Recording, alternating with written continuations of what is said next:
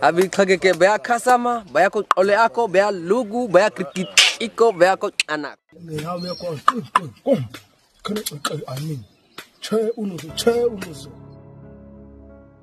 عيف كاب سما يمزوردو عنصيتم زعنصيتي بمفحفحون حوخ فطرو صنيحم يوم اب حاده ساعات وشت طراي نزي زمسل غزا هانيصوم يودو يوم هندبت اب حاده ጫካ ድምጽ ተተሰሚዑ ካበይ ከም ዝኾነን እንታይ ዓይነት እንስሳ ከም ዝኾነን ጽቡቕ ገይሮም ዝፈልጥዮም ኣነጻጺር ካምራይ ፈሊኻ ምስማዕን ቁጥፍ ዝኾነ ውሳነ መሃብን እቲ ዝፍለጥሉ እንኮተው ቦምዩ ከሃድኑ ንዝራየ ሰብ ኣዚ መስደመም ተግባሪው እዝነይ ደሞ ዓንት መደበይ ንልዕሊ 18 ዕድመ ስለ ዝኾነ ኣብ ጥቓ ቆልዑ ንዘለኹም ቤተሰብ ቅድሚ ምፍላመይ መጠንቀቕታ እናሃብኩ ላይክን ሸርን ብምባል ድማ እዚ መስደመም ዝኾነ ተግባር ኩሉ ሰብ ንክሰምዖ ክትገብሩ ሓተኩም ንዘለኩም ርእቶውን ኣብ ናይ ኮመንት ቦታ ግደፍለይ ናብቲ መደብ ኮስደኩም እዚ ናይ ሎማ ዓንት መደብ በኣካል ንቕድሚት ብሓሳብ ድማ ንድሕሪት ዝመልስ እዩ እዚኦም ዓሌት ሃድዛቤ ዝበሃሉ ኮይኖም ኣብ ታንዛንያ ዝርከቡ ዓሌት እዮም بحصيرو دما هادزا زبلو وما يسانون اب سمين تانزانيا نايتا عبጫካ አካል ኣብ ዝኾነ ኣብያ ስቅሩባ ዝርከቡ ሰባት እዮም ሃዲኖም ዝበልዑ ክኾኑን ከለው ከሓርሱን ከዓጽዱን ተራዮም አይፈልጡን ንጽባሕ ዝበሃል ህይወት ብፍጹም አይፈልጡን አንጊሆም እንትወጹ ንዕለታዊ ምግቢ ሃበና ብምባል ጥራይ ክወፍርዮም ዝራዩ ነዛ ዓይነት ህይወትውን ንዝሓለፉ 5000 ዓመታት ክነብርዎ ከም ዝጸንሑ ተመራመርቲ ገሊጾም እዮም مستحج زلو زمناو عالم تلاليو لوقتي قدم 150 عامات ينيرو كساب حج غزا نتنيت انت بهالم حيزم كوان تصنحو عليتهم ناي مقصالت المغنا اب فتنا اتيو اب عالم زلو ناي هادزا احزاب شحن 507 طرايوم منبابروم طراي زيكونس قانقوم ون مسكالوت ناي تانزانيا حزبي زراخه بايكونن ابي كاغيكي بيا كاساما بيا كو اولياكو بيا لوغو بيا كريكيكو بيا كو انا ኣብ ምብራቕ ኣፍሪቃ ውሽጡን እንትኾነ ነዚኦም ዓይነት ቋንቋ ዝዛረቡ ክሳብ ሕጂ ተራዩን ናብ ደቡብ ኣፍሪቃን ናሚቢያን እንተኸድና ግና ናይ ኳሳ ምስሉ ህዛብ ከምዚ ዓይነት ተመሳሳሊ ቋንቋ ክዛረቡ ይስማዑ ናብዚኦም ዓሌት ንምኻድ ብፈለማ ናብ ዳሬ ሰላም ብምቕጻል ናብ ኣሩሻ ብምጓዓዝ ናይ ግድን እዩ ካብ ኣሩሻ ናብ ካራቱ ን4 ሰዓት ዝኣክል ብማኪና ብምኻድ ብድሕሪኡ ድማ ናይ 70 ካሬ መገዲ ብእግሪ ናይ ጽበየናዩ እቲ ቀንዲ ክንፈልጦ ዝግባእ ድማ ብዘይ ገለ መራሕ ናይ ተዓዲ ነዞም ዓሌት ክትረክባ ይከኣልን ምኽንያቱ እውን ኣብዚ ጫካ ውሽጢ እንታይ ከም ዘጓንፈካ ዝፍለጥ ነገር የለን ብምቕጻል ድማ እዚኦም ዓሌት ቋሚ መንበር ስለ ዘይብሎም እዩ ሙሉእ ህይወቶም ኣብ ሃደን ስለ ዝኾነ ድማ ኣብቲ ዘለውዎ ከባቢ ናይ እንስሳትን ኣታኽልትን ሕፅረት እንተጓኒፉ ብዘይዋላ ሓንቲ ዕንቅፋት ካብዚ ቦታ ክኸዱ ይኽእሉ እዮም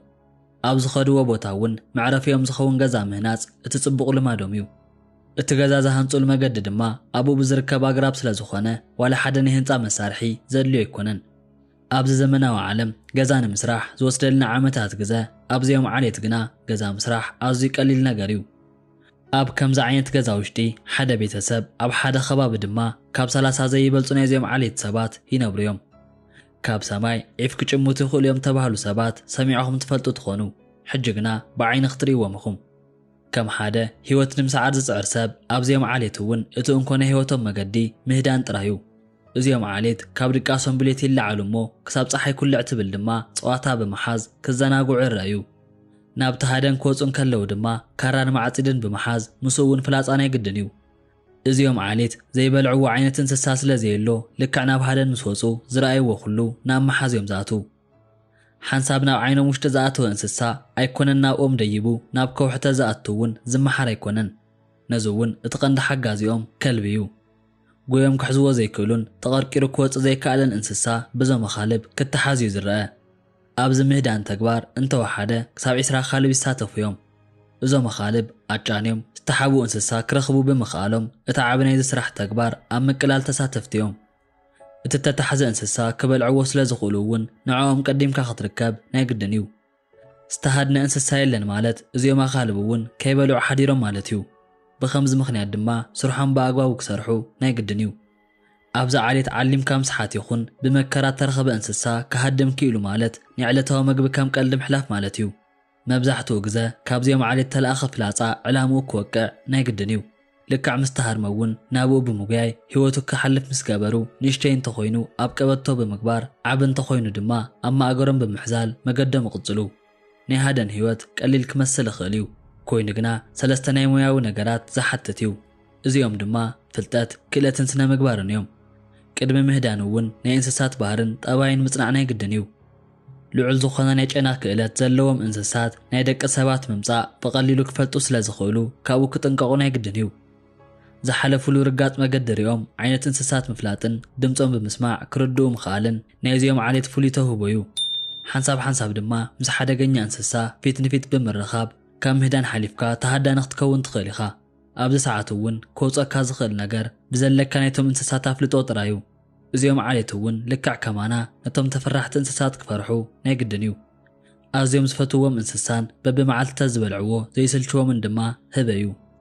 ብፍላይ ማዕኮሩን እቶም ደረቓት ኣዕጽምቱን ምብላዕ ኣይኮነን ብጋህዲ ኣብ ሕልሚ ከይተረፈ ዝርእይዎ ብሉጽ መግቦም እዩ እቲ ዓብ ጸገም ግና ሓንሳብ ኣብ እተረኣዩሉ ቦታ ተመሊሶም ዘይረኣዩ ምዃኖም እዩ ኣብ ገረብ ወፂኻ ናይ ወዲ ሰብ ምንቅስቓስ ካብ ርሑቕ ምፍላይን ሓደጋን ተጓንፍ ካብቲ ቦታ ምጥፋእን እቲ እንኮሽርሖም እዩ ብኸምዚ ምኽንያት እውን እዚኦም ዓሌት ናይ እዚኦም እንስሳ ስጋ ምርካብ ኣዝዩ ከቢድ ኮይኑዎም እዩ ብርግጽ ናይ ምህዳን ትልሞም ይልውጡ እምበሪ ተስፋ ዝቖርጹ ይኮኑን ኣብዚ ሕጂ እዚኦም ዓይነት እንስሳ ኣብ ቀትሪ ክህደኑ ስለ ዘይከኣሉ ብምሸት ክሃድንዎም ጀሚሮም እዮም ኣብ ጸልማት ሰዓት እውን ናብቲ ዝሓድሩሉ ቦታ ብምኻድ ክሃድንዎም ጀሚሮም እዮም እዚኦም ኣህባይ እውን ግና ካብዚ ዓይነት መጥቃዕቲ ንምህዳም ናብ ነዊሕ ገረብ ዋላ እኳ እንተደየቡ ጥዑም መግቢ ብቐሊሉ ክርከብ ስለ ዘይክእል ግና ባትሪ ብምሓዝ ክሃድንዎም ጸኒሖም እዮም ኣብቲ ጫካ ውሽጢ ዝረኸብዎ በሊዖም ዋላ እኳ ረሳሕ እንተኾነ ሩባ ተረኺቦም ሰትዮም ከሕመማ ይርአን እዚኦም ዋላ ሓንቲ ዓይነት ፍርሒ ዘይብሎም ዓሌት ናብ ነዊሕ ጓድጓድ ውሽጢ መግቢ ንረክብ ኢና ብዝብል ኢዶም ክሰዱ ይረአዩ ከም ዘሎ ክስምዖም እንተጀሚሩ እውን ብሰፊሑ ክፍሕርዎ ከም ዝጅምሩ ግልጽ ነገር እዩ ተሳኺዑ ናይ ዕለታዊ መግቦም እንተረኺቦም ድማ ብቕልጡፍ ናብ መንበር ገዞም ሒዞሞ ብምኻድ ኣብኡ ክበልዑ ይረአዩ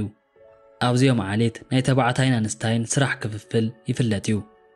ተባዕትዮ ናብ ምህዳን ክወፁን ከለው ኣዋልድ ድማ ኣብቲ ከባቢ ብምዃን ዕንፀይቲ ብምእራይ ምናልባሽ መግቢ ተዘያምፅዮም ብዝብል ሱራት ብምእራይ መግቢ ከዳልዋ ናይ ግድን እዩ እዚኦም ዓሌት ንኹሉ ወዲ ሰብ ዝኸውን ዓብ ዝተምህሮ ይህቡ እዮም እቲ ሓደ ዝረኸብዎ ብፍቕሪ ተማቒልካ ምብላዕ ክኸውን እንከሎ እቲ ካልእ ድማ በሊዐ ኣኽለኒ ዝብል እዩ ኣብ ኢዶም ዝኣተወ ሽሻይ ኩሎም ናይቲ ሰፈር ነበርቲ ተኣኪቦም ብሓንሳብ ጠቢስካ ናይ ምብላዕ ልምዲ ዘለዎም እዮም ብርግጽ ኣብቲ ቀደም ከምዚ ዓይነት ባህሊ ነበሮምን ኣይኮነን ሓደ መንእሰይ ኣረጊት ሽማግለ እውን እንተኾነ መግቢ ሂብዎ ስለ ዘይነበሩ ብጥሜት ይሞቱ ከም ዝነበሩ ይግለጽ እዩ ኣብዚ ሕጂ ግና ተለዊጦም እዮም ንቤተሰቦም ጥራይ ዘይኮነስ ንሰፈር ሙሉእ ናይ ምሕብሓብ ግዴታ ዘለዎም ኮይኖም እዮም ምህዳን ፍልጠት ከም ዝሓትት ገሊጸልኩም እየ ካብዚኦም እቲ ሓደ ድማ ብዘይገለ ነዳዲ ሓዊ ምፍጣር እዩ እዚ ማለት እውን ብፈለማ ክልተ ደረቕ ዕንጨይቲ ብምጥቃም እቲ ሓደ ንእስ ዝበለ ንኻል ብምግባር ኣብ መሬት የቐምጥዎ እቲ ሓደ ንእስ ዝበለ በትሪ ድማ ጫፉ በሊሕ ብምግባር ኣብቲ ንኻል ከኣቱ ይገብርዎ እሞ ብምቕጻል እውን ናይ ትፍሕፍሕ ተግባር ናብ ሓዊ ክሳብ ዝልወጥ ክፍሕፍሕዎ ይረአዩ ድሕሪ ሂደት ግዜ እውን ሓዊ ይፈጥር እዩ እዚኦም ዓሌት ናብ ሃደን ቅድሚ ምውፅኦም ቅድሚ ሃደን ይኹን ድሕሪ ሃደን ብዘይ ምቁራጽ ዝገብርዎ ነገር ሽጋራ ምስሓብ እዩ እቲ ሽጋራ እውን ባዕሎም ሰርሕዎ ክኸውን እንከሎ ኣብ ናይ ሃደን ሰዓት ኣቓልቦ ወስኸልና ይክብሉ ይዛረቡ እዮም እዚኦም ዓሌት በሊዖም ምስ ወልዱ እውን እቲ ግዜኦም ኣብ ሳስዒት ወይ እውን ኣብ ፍላጻ ምስራሕ ከሕልፍዎ ይረአዩ ፍላጻ ንምስራሕ እቲ ዝኣከብዎ ዕንጨይቲ ብምድላው ደጋጊሞም በቲ ሓዊ ብምቅጻል ከምቲ ዝደለይዎ መልክዕ ክሳብ ዝሕዝ ከዕርይዎ ይረአዩ ናይ እዚኦም ዓሌት ፍላጻ እውን ኣብ ክልተ ዝምቀል እዩ ብስምት ተጣዕመን ዘይተጣዕሙን እዮም እቲ ዝሰርሕዎ ስም እውን ካብ ገረብ ብዝርከብ ደም ገይሮም ምስ ሓመድ ብምሕዋስ ናብቲ ፍላጻ ብምግባር ዝፍጠር እዩ እቲ ዝስራሕ ፍላጻ እውን ሕድሕድ ናይ መን ከም ዝኾነ ብዝገብርዎ ምልክት ዝፍለጥ እዩ ሕድሕድ ፍላጻ ድማ ናይ ዒፍ ክንቲት ይርከቦ እዩ እቲ ጥቕሙ እውን ሓደ ፍላጻ ብናይ ንፋስ ምኽንያት ኣንፈት ንኸይልውጥ ዝገብር እዩ ኣብ ከባቢኦም ሕክምና ክረኽቡ ስለ ዘይክእሉ ድማ ብገዛእ ርእሶም መድሓኒት ይሰርሑ እዮም ህፃውንቲ ቅድሚ ናብ ሃደን ምውፅኦም ክሰልጥኑ ናይ ግድን እዩ እቲ ናይ ፈለማ ፈተነኦም እውን ንዕዋፍ ብምዕላም እዩ መዓር እቲ ካልእ ናይ እዚኦም ዓሌት መግቢ እዩ ነዚ መዓር ንክበልዑ እውን ኣናሃብ ዘፋርዩ ይኮኑን በቲ ባህላዊ ሜላ ገይሮም ኣናሃብ ካብ ዝርከብዎ ቦታ መዓር ከውፁ ይረአዩ ናይ ቁፅሪ ፍልጠቶም እውን እንተኾነ ክሳብ 5 ዝፈልጡ እንተተረኺቡ እዩ ብኸምዚ ምኽንያት እውን መብዛሕትኦም ሰዓት ይኹን ዕለት ወይ ድማ ዕድሜኦም ዝፈልጡ ይኮኑን ኣብዚ ሕጂ ድማ ጫካ እናጠፈ ናይቶም እንስሳት ቁፅሪ እውን እናነከየ ስለ ዝኾነ ህይወት ከቢድና ኣፍ ኮይነት እናላ ክብሉ ናተሰምዑ እዮም ሓንሳብ ሙሉእ መዓልቲ ኣብ ምህዳን ውዒሎም ዋላ ሓንቲ ዓይነትን ከይረኸቡ ጥራይዶም ክምለሱ ይኽእሉ እዮም ብኸምዚ መልክዕ ድማ ንብዙሕ መዓልቲ መግብን ከይበልዑ ክውዕሉ ይኽእሉ እዮም ሞዳ ኣብዛንታን ዘለኩም ሪቶ ኣብ ናይ ኮመንት ቦታ ግደፉለይ እናበልኩ ላይክን ሼርን በመባል ድማ ናብ ኩሉን ክባጻሕ ደገፍኩም ኣይፈለየንን ክብል ፈቱ